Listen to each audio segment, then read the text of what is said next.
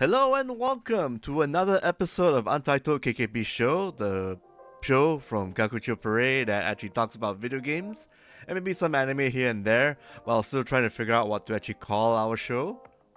Hence the untitled title, of course. I'm your host, Mr. Toffee, Johnson Toyad. We're gonna be talking a bit about some stuff here and there. We're gonna keep it a little loose, short change, hopefully not short change and whatnot, and yeah, there's actually quite a number of titles that came out. I mean, I probably won't touch upon the news because I think I have a lot to say about certain titles here and there. Maybe a bit of a... I almost forgot to mention last show, the last recording we did. We actually forgot to review Superman 2025. We did write about it on the website, and there's like an Instagram video from my business partner Ken. He did a real reviews thing. You'll go check out the series. It's on Instagram and on our Twitter. Oh, TikTok as well. Why am I saying TikTok? Yes, we have a TikTok page. But generally, yeah, Superman 2025, our late review of a show we saw early, and we actually reviewed it on the website on the week of its release. It's a really fun DC Universe action film where basically there's more Superman than actual man per se. You see the talking bits here and there with Lois Lane and Clark Kent, and then you got Superman doing the things he's supposed to do. Like, you know, when he was fighting a monster, trying to make sure it stays alive while trying to bring it back for research or whatnot, keep it safe. He's always figuring stuff out while he's getting pelted and getting beaten up and also saving people and even little squirrels underneath, you know, the trampling of the monster and whatnot. And Lex Luthor being the very petty asshole that he is. Like, I kind of like Clancy Brown's portrayal in New Adventure of Superman, but this is still pretty good too. Really good stuff. Like, a bit more of a brat, a bit more of a more tyrant kind of guy. Like, so he shows that he's calm and then he breaks off and then he gets shouty, very angry. Yeah, that is typical Lex Luthor in the comics, and a lot more. Yeah, Nicholas Hoult, the actor, sells it.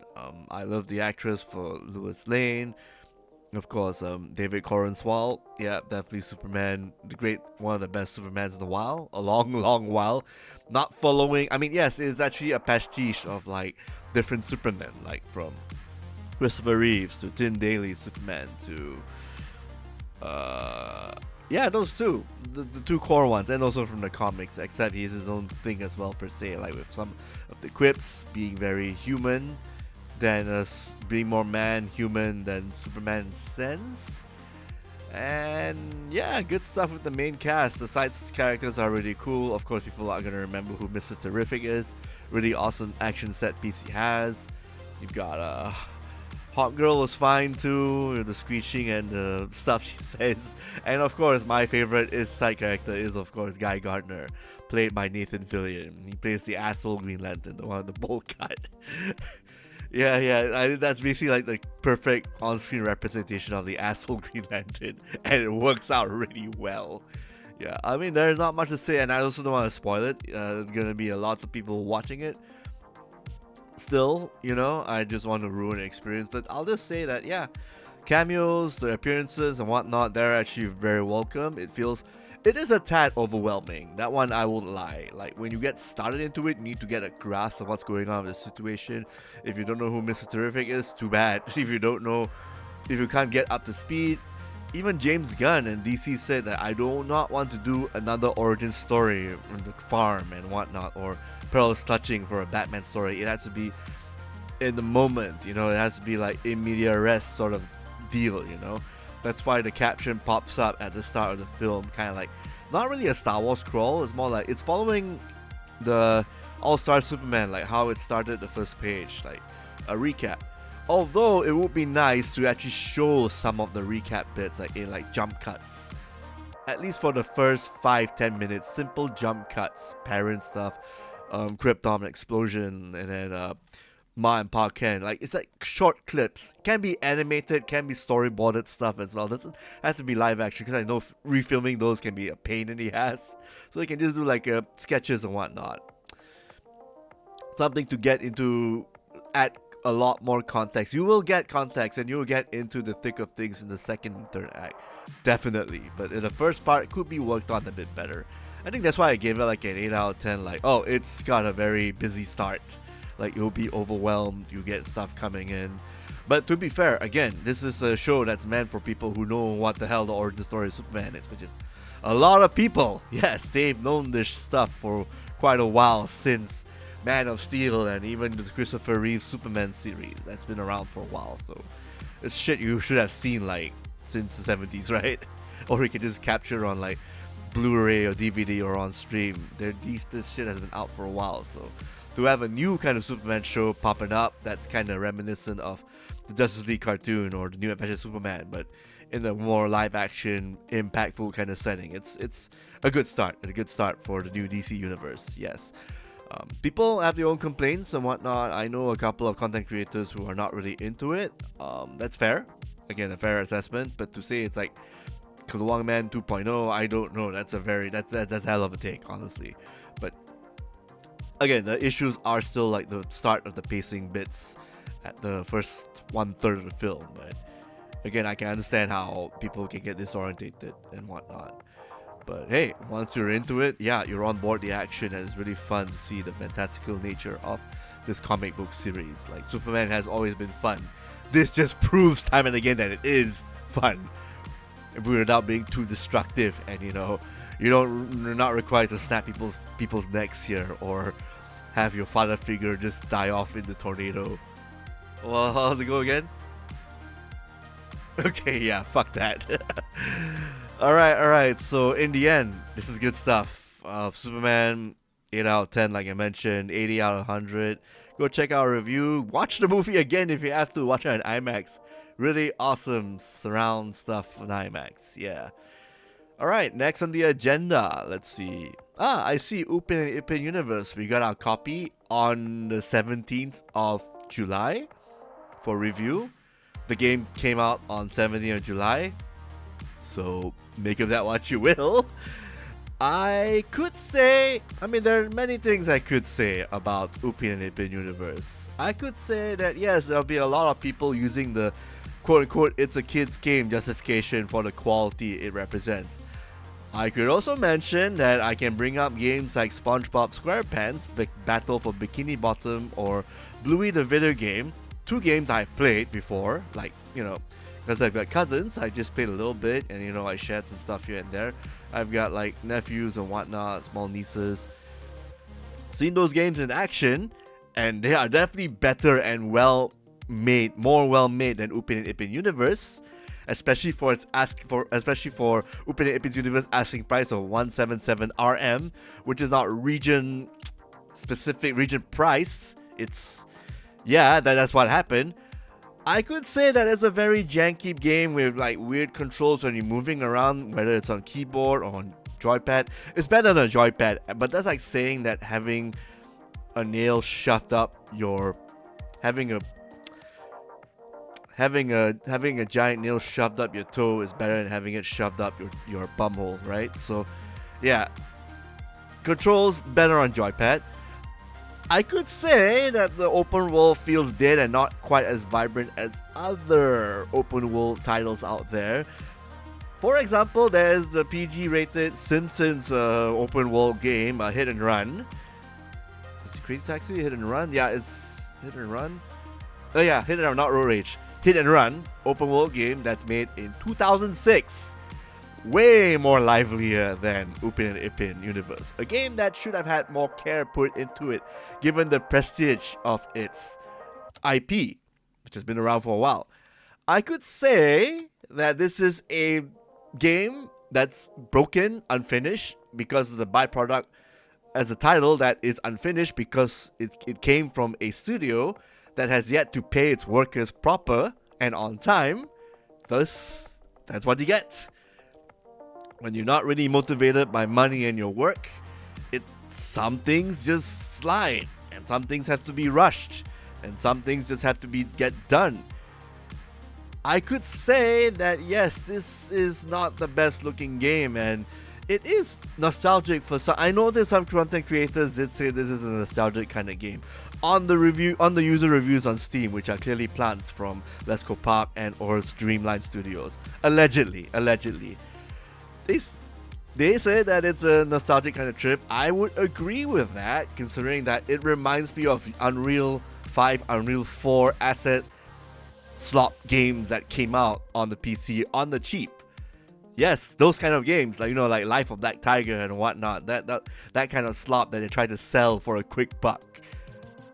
I could say that this is not representative of Malaysian game development, because we have far many more talent that did better games, created better titles like Celevault Games, Paper Ghost Stories. We got Katana Rama from Ghost Machine Games. Yes, I was gonna say Ghostwire Tokyo Games.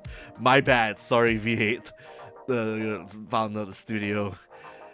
No Straight Roads, also a game that's priced pretty fair when it came out, and it has a lot of like gameplay, and whatnot. A few bugs here and there, but I felt the controls felt really good. I had a good feeling playing the first few stages and fighting the bosses. That's good stuff right there.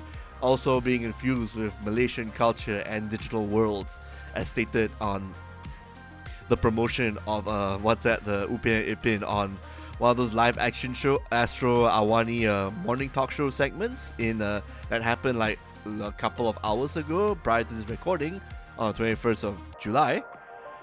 I could say all those things I mentioned, yeah, mostly negative, but I'd rather talk about a good game. Again, I'm not trying to be mean here. I'm just stating what I've said after playing Upin Ipin Universe for about 2-3 hours straight. It's an incomplete jank open world game with some mini games that feel kind of fun, but at the same time, there are other titles you should be spending 177 RM on that are polished and fixed. Maybe we might get fixes for this game in the future, who knows? But until then, this is probably the kind of project that could have cut its losses, or maybe, who knows, if there are actually friendly modders out there who has the code for this game, like they break it apart, they can fix everything and make it more meaty, make it, like a Marvel vs. Capcom Infinite kind of situation where the community fixes the game for the developers. Again, anything can happen. And of course, there's a whole story about Streamline Studios surrounding that. That's ongoing. Like getting developers getting their pay help if they don't complete certain projects under Streamline Studios. It's hell of a mess right there. So, and this Upin Ipin Universe isn't doing anybody any favors if we're just looking at just sales of the game, which is actually mixed at this point in time. The reviews are mixed. The price is a bit too high for something that's being offered here. I think this is something you pay like I guess 50, 60, 70 for. Yeah, about 80, 70, 60 RM. That's a fair price for something that has a lot of potential, can be not completely buggy and broken. The game did not crash on me. That's a good thing, right? That's the standard we're going for, right? If you want to set the goalpost of like quality, yeah, all right. And then there'll be some people who bring up the whole Ratatouille, a critic. What was that fucking quote? Hold on.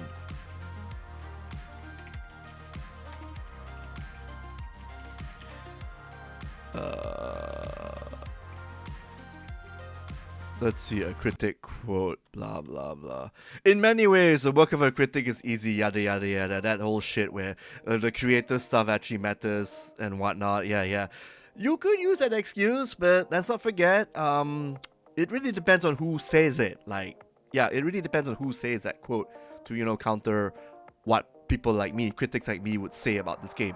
But I call it for what it is. I write for my readers and my viewers. I write for people who really want to know, hey, is this kids game worth buying because it's so expensive? I can't say yes with a straight face. That would be very dishonest of me to say that. I do not recommend people paying $170 for this piece of jank-ass, dead-eyed kids game open world title. There are many titles I would recommend. I just had to do a quick search on Steam and itch.io to show what is worth buying from there. It's ludicrous for me to recommend that. Yes, so that's what I could say, but I'd rather talk about a game probably worth buying, honestly, I guess that brings me to my next segment, Donkey Kong Bananza. Yes, I have said time and again that having a Nintendo Switch 2 is kind of expensive to buy, considering that there are less killer apps and big titles to buy. But an argument for getting a Nintendo Switch 2 is Donkey Kong Bananza, a 60 US game that is a 3D platformer created by the same team who did Super Mario Odyssey, all done in-house Nintendo. So you play as Donkey Kong, the titular character, and his punches can break through walls and ground and whatever substances, rocks and whatnot, to make pathways and get through puzzles and barricades and whatnot. He finds a crystal creature thing that could actually sing, and then eventually it turns out that it's actually Pauline, this little girl named Pauline, who can sing, and now is on DK's back. And the both of them go on an adventure to get to the Earth's core, which is all the way from where they're at the surface all the way to the bottom, to get Pauline's wish to come true, to get to the surface proper and whatnot, and to, wish for more bananas and whatnot, which is DK's wish. So good stuff right there. I played a lot of it, about 10 hours plus. That is a video game-ass game. There's a bit of a plot being shown here and there. Like when your character sleeps, you get to hear a monologue from Pauline talking about their adventures and whatnot, and some fun, cute little lore stuff. But generally, this is a very gameplay-centric title where you're given like a plot point to go to, and you just go to that stage and you get a lot of power-ups, life and whatnot. Yeah, so the Bananza part actually is the big power-up. So you meet up one of these village elders, you collect their records, their broken records, put it together, and then you got a music thing going on, the club thing, reggae, jazz and whatnot, and then you get the power-up. So you can become Super Kong mode, where you can actually break harder concrete walls and barricades and charge your punches. You get to become a zebra, where you can run across soft surfaces and specific areas. You're a runner, and you can become an ostrich Bananza character. It's kind of funny to look at because it's actually Kong's muscles, but as a bird or as a zebra. And when you're the ostrich, you get to fly.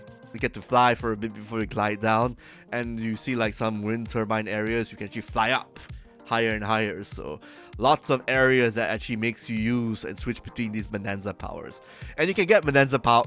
You have to fill out the meter, and then you get to use it. It's a time limit. But there'll be areas where you get to actually get unlimited Bananza energy to solve the puzzle.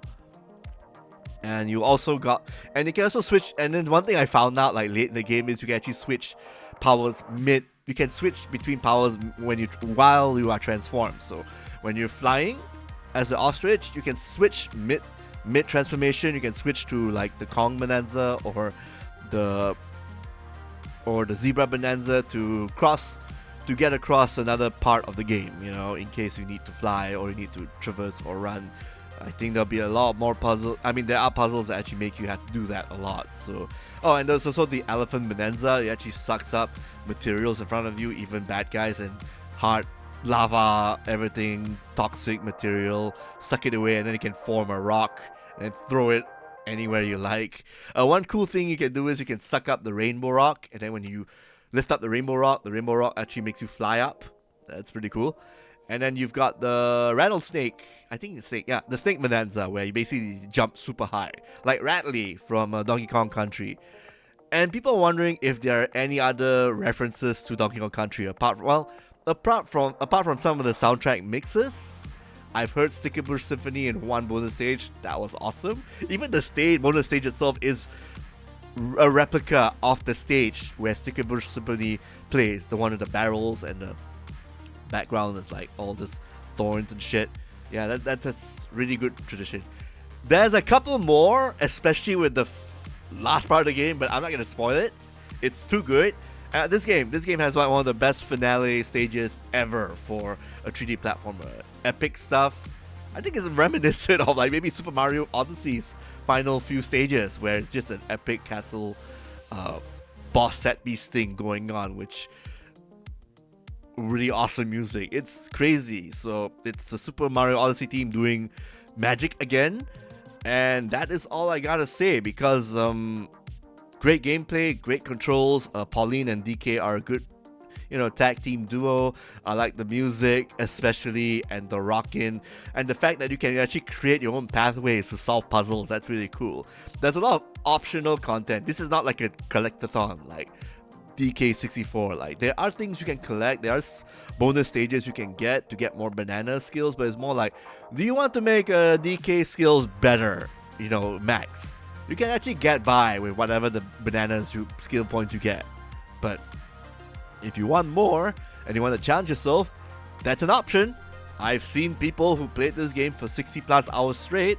You can finish the game in 10 hours or less if you just take the straight route, just go through the story mode, everything. But this is definitely a game you just want to replay over and over for the next few years just to get like the platinum, the equivalent of platinum, And yeah, it is a high recommendation for me. I will put a written review on OpenCritic later, either today or tomorrow.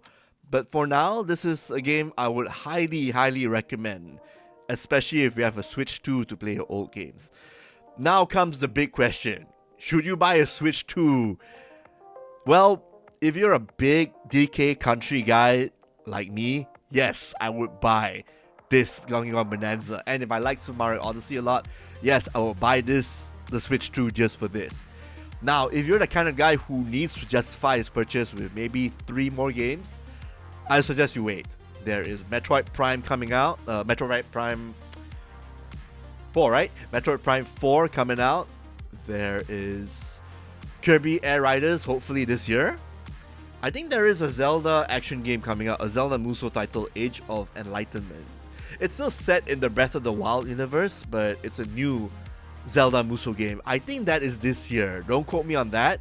There is going to be a July presentation for Nintendo Switch happening this month, I believe. But until that pops up, unless you're a big DK country fan, or if you really need a high-powered Mario Kart game, then I would suggest you hold off getting a Switch 2. Now, if you're a nutcase like me who wanted DK Bananza or something, because it's been a while since we had like a Donkey Kong game that's a platformer, whether it's 2D or 3D, that's just built from the ground up, I will buy this. I bought a Switch 2 for this, and yeah, it's amazing stuff. I really love Donkey Kong Bananza. I say between a 9, close to 100. I also think about the score. We'll see how it goes. Maybe I'll just play a bit more of the post game and see where my feelings are at. But it is one of those kick-ass games from Nintendo.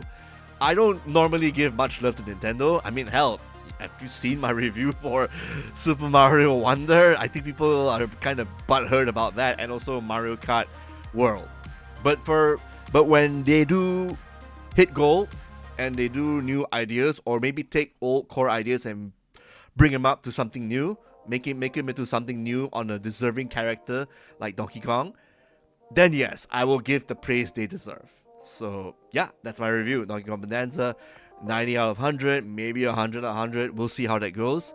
Upin Ipin Universe, see how lah. I mean, I don't want to spend a couple more hours to be fair, but at the same time, my outlook not so good. So if my review comes out on OpenCritic, if it's like a 3 or a 4 out of 10, don't act too shocked, okay? Sorry, Malaysia, big studios, you can do much, much better, especially when you've seen games made by smaller studios who actually are paid on time. Alright? Okay. And yeah, I think that is it. I can spend 24 minutes. Yeah. What I'll be doing, I got a couple more games we can talk about in the future, probably in the next episode, but I know there's going to be a movie review this week, so you'll probably see the video probably later this week. Beyond that, that's it from my side. That's the end there. Oh, also I need to plug a plug for one guy's game. Jerry Wary from Singapore. This is a studio created by one Troy Chin, who is the author and artist for Resident Tourist and a bunch of other books like Lottie and Guide to Music Producing. I forgot what that book was called, because he was a former music producer. Then he went back to Singapore to become the quote-unquote Resident Tourist. And he created a pretty cool game called Yellow Trouble. The demo is out. Full game is God knows when in the future. So it's basically a 2D shmup that's roguelike built. So if you die once, you go back to the beginning. You play either as two kids and a dog stuck in an island, and you gotta destroy these yellow duck things that are popping up. Straightforward ducks, or circular ducks who shoot out bullet hell stuff that you have to dodge. Troy Chin himself is a very big fan of shoot 'em ups. I should know because I've actually played Under Defeat with him a long time ago, 2010 in Singapore, on a CRTV that is flipped on the side, so we can play it in Tate mode. Really awesome stuff. Thank you so much for that. He also made Prism, an adventure game, and Helicats, another shmup that is like your Tiger Helis and the aforementioned Under Defeat. So do check out Yellow Trouble, cute shoot 'em up. Hopefully we can. The demo has 2 stages, really fun to play through. Do give your critic and thoughts so that you can, see what you can fix and what you can improve. That's the kind of game that's kind of missing in this day and age. Shoot 'em ups, yeah. So we gotta see more of that. So hats off to Troy Chin in Singapore to making very, very work still, with games coming out. So keep the indie gaming scene alive. And with that, unfortunately I can't talk about any other games still under embargo. So you'll know it when you see them. Yeah, that's for sure. And again, like I said, that's it for the show. Just a short, quick one, like nice little update about the games I played and what's coming up for Kakuchopurei. Just a couple of videos. We are also doing a bit of Southeast Asia aesthetic videos for the wiki page, and you'll see more of that coming out soon. In the meantime, you got 2, and I'll probably tell you more about that. We'll make a proper announcement. This is more like a soft launch thing, so if you catch the show, thanks. Do check out the videos that we've done with our Southeast Asian Game Spotlight. And that's it from my side. This is me, Mr. Toffee, signing out. Do like and subscribe our page. We post new content every week. And check out the like and subscribe to our thing. Hit the notification icon. Awesome. It'll be great if you can support us. We're pretty close to getting 100k subs, so we just need a couple more. Thank you so that we can hit that awesome milestone. Thank you so much for this. It's a huge honor for you to come check out our content, be it like subbed up videos or shit posting or just quality content or reviews and crazy stuff, features and video top 10 essays or whatnot that we've been doing. So thank you so much. Check out our content and we'll see you next week. So bye bye.